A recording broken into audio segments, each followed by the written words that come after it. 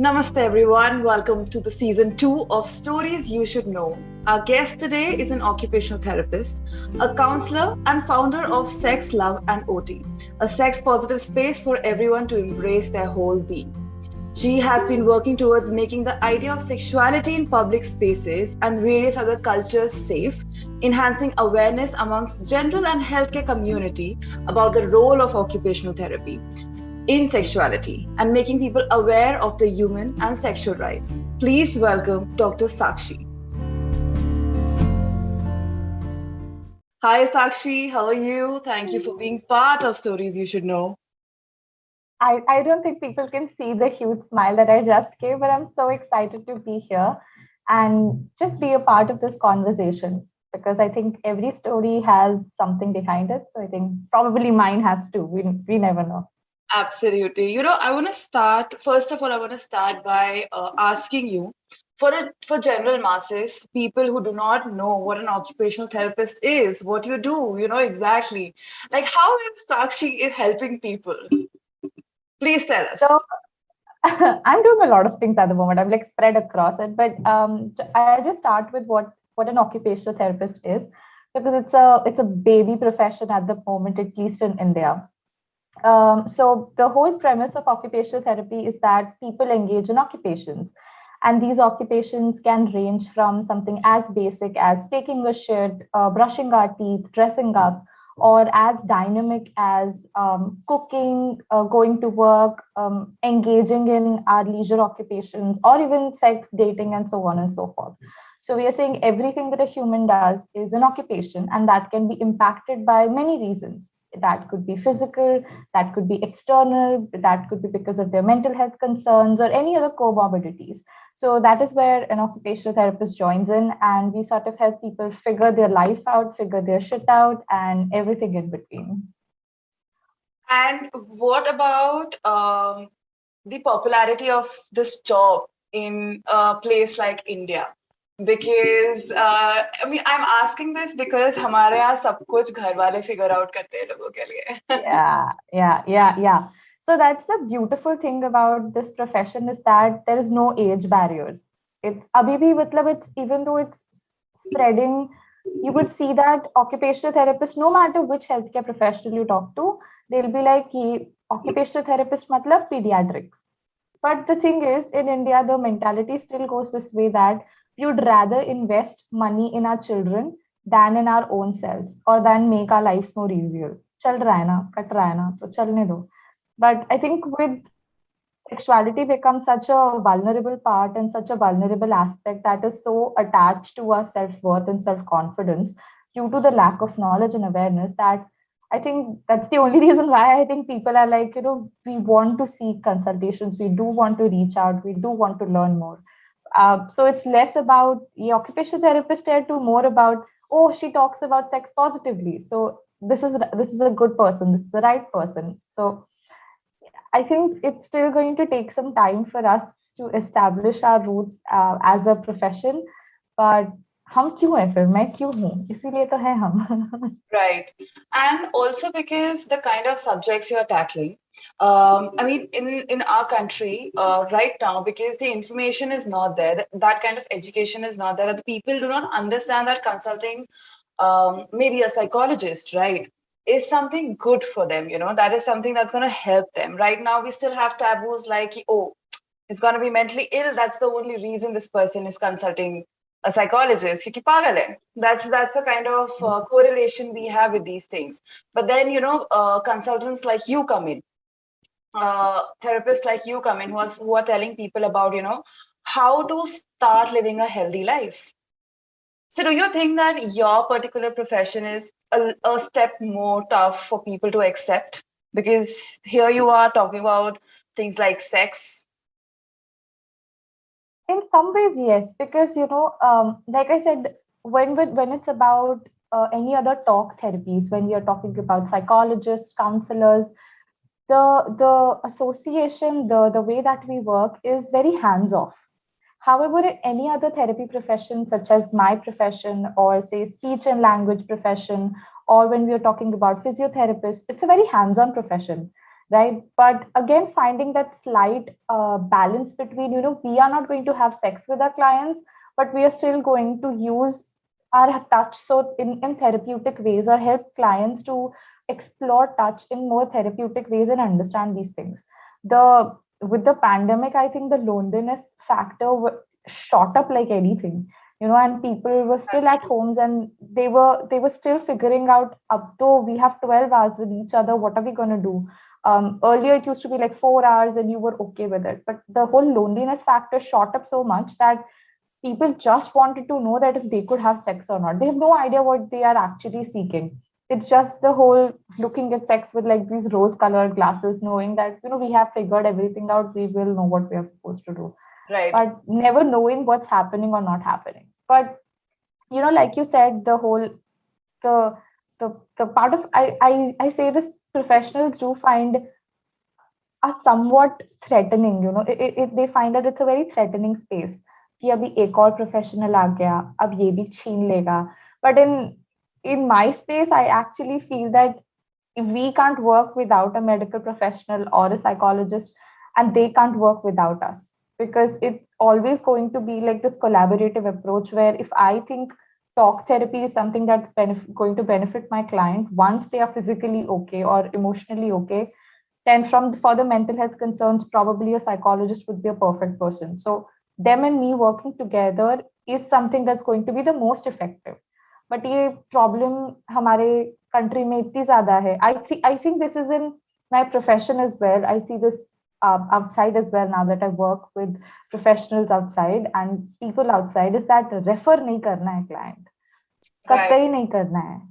ज्यादा से ज्यादा अगर घुटने में दर्द है, फिजियोथेरेपिस्ट जाओ. Right. But beyond that, they still do not have that empathy of caring ki chalo bhai nahi, we are actually looking from a whole perspective, from a healthy perspective, that this client does not have to come back to us.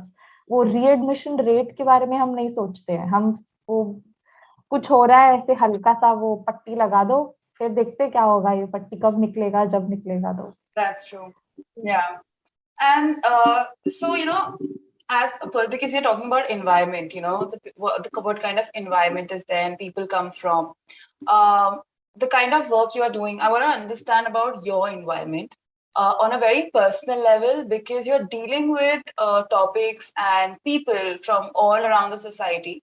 And how do people around you take your profession as? How do they look up to you, or what they say? Because if someone, whoever is listening to this, and they think about taking up this profession, especially a girl, I want to understand, how was it for you to take this profession up and to deal with the maybe the stigmas that the society have? Oh, horrible. Horrible. You put it in, but I can say the negative, so on and so forth. But I've realized, like, the trick for me, even today, was two things primarily. Number one, finding that confidence as to why am I doing this? Why is it even important for me? And for me, the answer was very simple. I was always amused by genitals and brain. For me, it did not associate with something bad happening or something that's dirty. I think it was just fascinating, because there was a lesser amount of research, and so you could hypothesize n number of things, which means there are n number of possibilities where you can create your own paths and so on and so forth. But when you're trying to create a path which has not been walked on before, or not even been looked at before, that becomes very challenging professionally. And then when you disclose this to the Indian parents, कि भाई मुझे ये करना है, that is a whole other ball game. But I sort of knew it. So the bachelor's is like a 4.5 years course. Somewhere around third year, I was like, bang on sure कि यही करना है मुझे. I will find a way, but I will definitely do this. And I think I used that time to, sensitize my parents a little bit, and so on and so forth. That that was also the time that I actually very subtly told my parents that I'm queer. So obviously वो समझा नहीं उनको. वो अलग बात है. वो अलग बात है.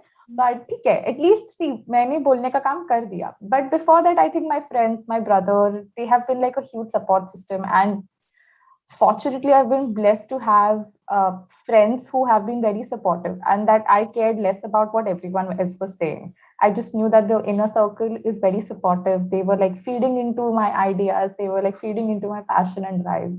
But when it came to parents, yes, it took like a lot of time, and I think even my mom sort of eventually got on with the idea. But for my dad, it was like a real life horror film going on. Is like, क्या हो रहा है? ये क्या बात कर रही है suddenly? Because this has been a household where we haven't said periods out loud, Right. where we haven't spoken about kissing or sexuality, and he believes that homosexuality is a sin. So for this kind of person to actually adapt and understand that what am I really doing was very difficult. But I think during the pandemic last year, my father was not in a very good situation then, and we were like actually he was hospitalized, and I was with him, and he was like, I was like, you know what, just like a month back I created a website, and would you like to see and understand my work a little bit. And then he did see that, and then he's like, is this benefiting you in some way? What are you trying to do? And he actually became that curious person who wanted to understand what I'm trying to do with my work. Then I showed him my Instagram, and he was like, wow, do you do this? I'm like, yeah. And he was so happy. But there obviously are certain limitations. But I think one of the key ways is talking, just drawing a boundary and talking and because we are not taught about boundaries Right. in India. That is why we are often used as doormats, especially if you're talking about, say, queer people, if you're talking about women, if you're talking about anybody with a vulva for that matter.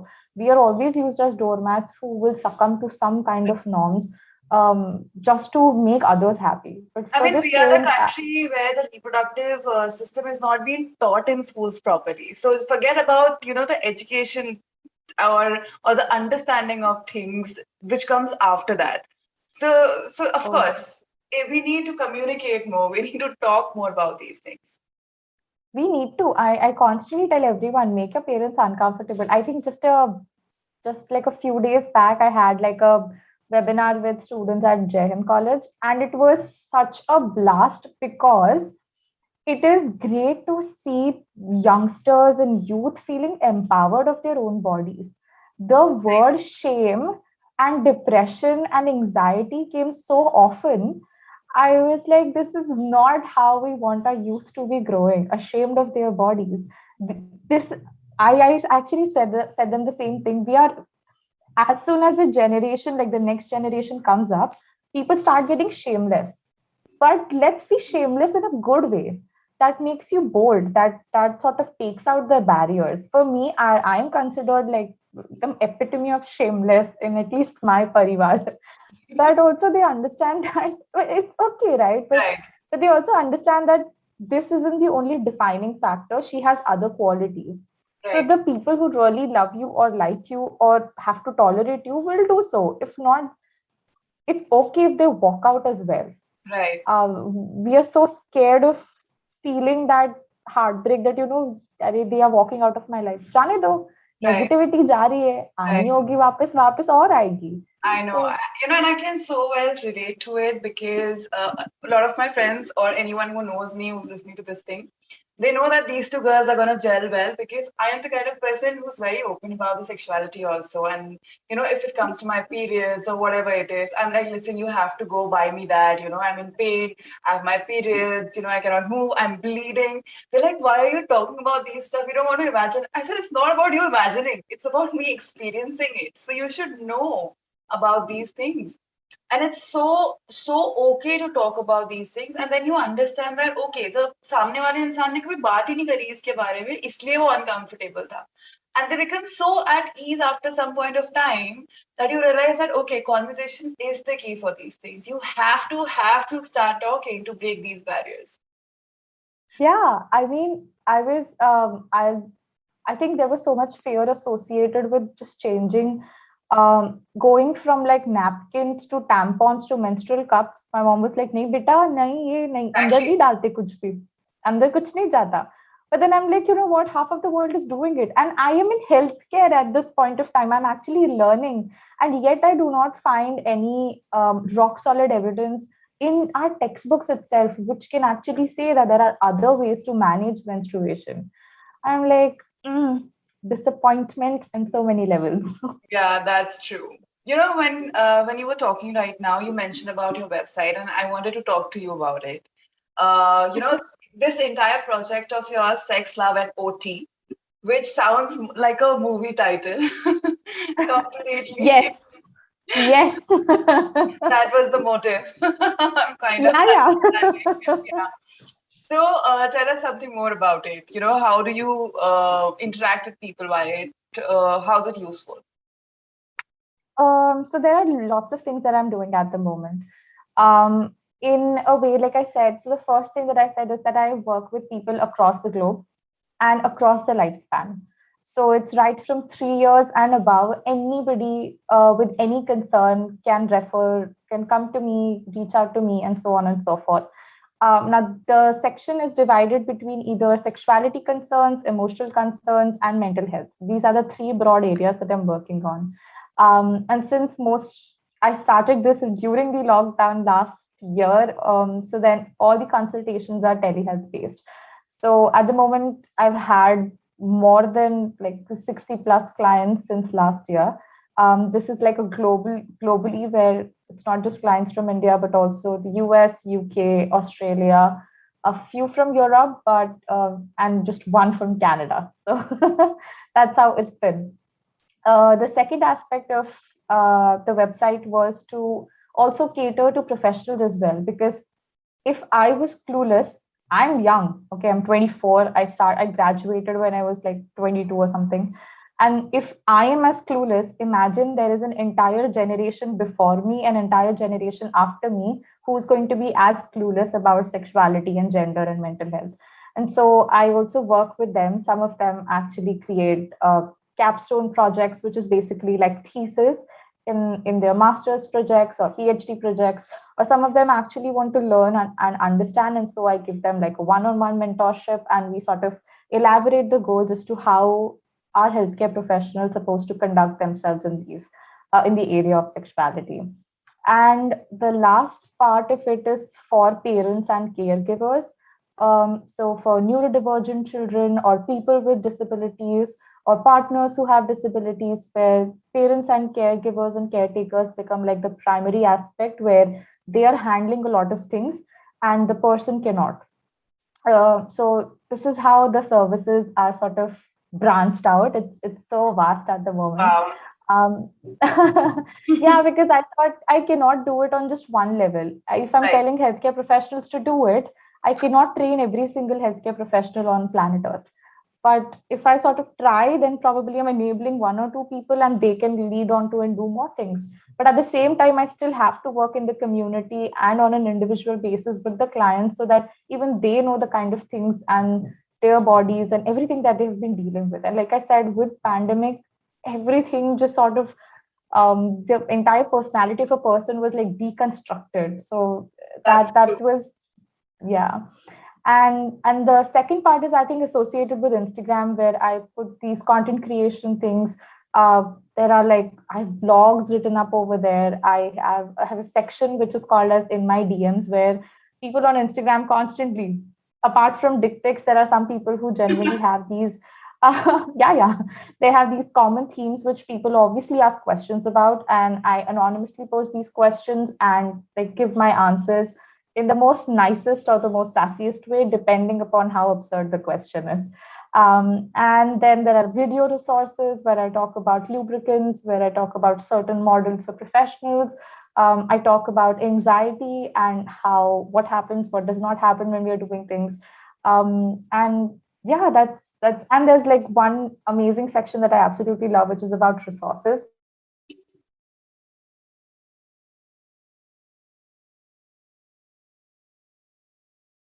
Work where they can read more about articles or certain areas, be it from LGBTQI community, be it about shadow banning for sexuality content creators and sex workers, and so on and so forth. So that's my favorite section, where I get to curate and amplify other voices in the world as well. So That's my website in a nutshell. I mean, that's not a nutshell. First of all, let's just say that, and it's kind of amazing work that you are doing.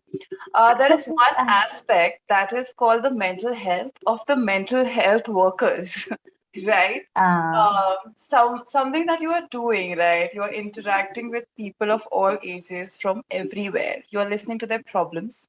You are helping them. What about the help that you need?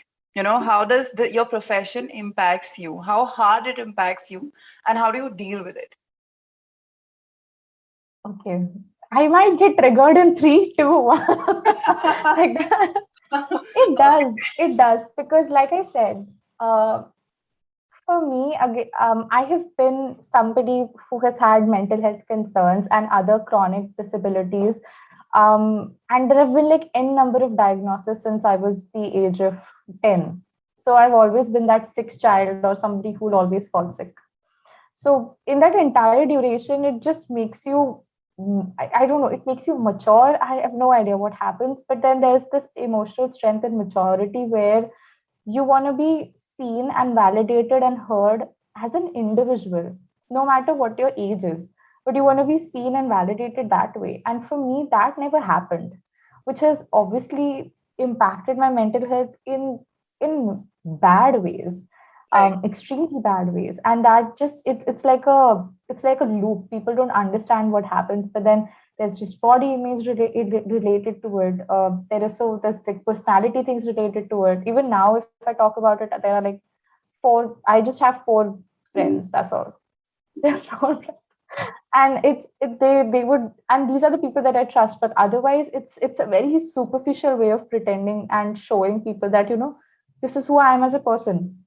Not that I act fake, but obviously they will never know the real me, or they are never going to understand my vulnerabilities in any way, because that's an issue that I have faced with the healthcare that I received.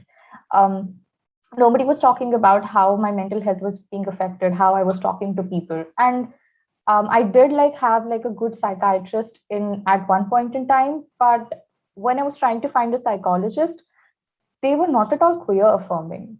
Like for me, they think that my bisexuality or demisexuality has created a sort of confusion which has hampered my sexual development, and that is what's happening. I'm like, I cannot deal with you right now Right. because this in itself is not valid.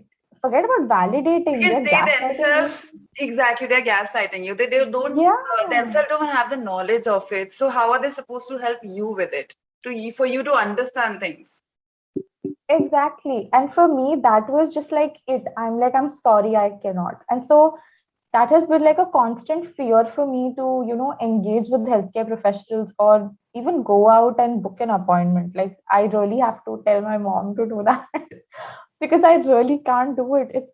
It's frightening. It's so frightening for me. So even at this point in time, I know that I really need a psychologist, but I'm so scared with whatever experiences I've had to actually reach out. But most of, most of my this is very unhealthy. Anybody who's listening, please don't do this.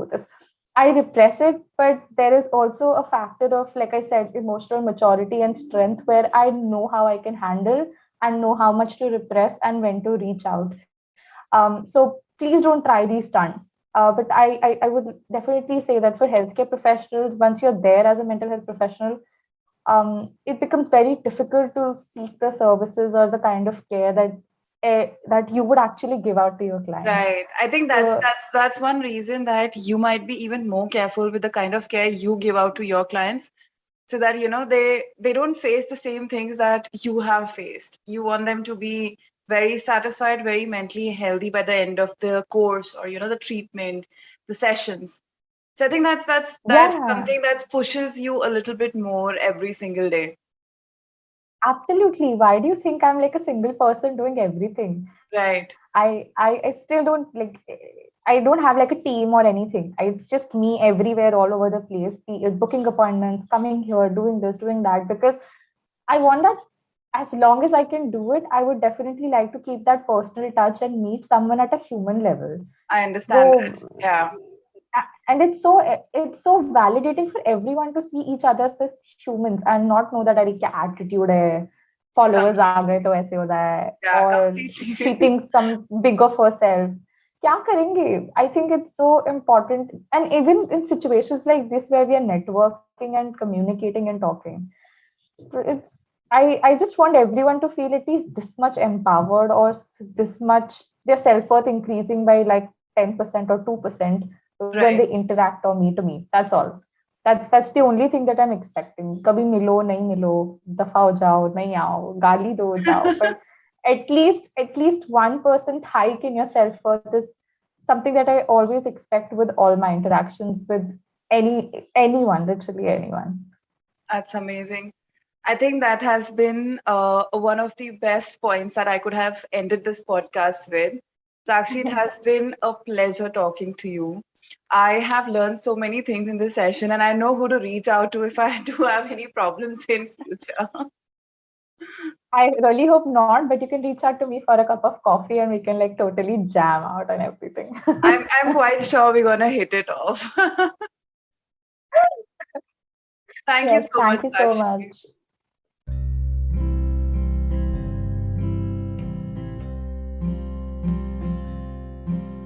That was episode 1 of season 2 of Stories You Should Know. I hope you all enjoyed it. Thank you everyone for sticking along with me for so many months, checking in on me, asking me when the new season is coming in, when is the new episode dropping. Well, this is it. We have started and now we're not gonna stop. There are incredible stories lined up for you all to hear, and I really hope you all enjoy it. For those who are listening to this podcast for the very first time and never heard about Stories You Should Know before, well, I hope this is not going to be your last. So if you like this episode, please share it, spread the word, and stay tuned for more stories. And if you want to get in touch with me, you can connect with me on my Insta handles at Stories You Should Know or at Tangy Misty.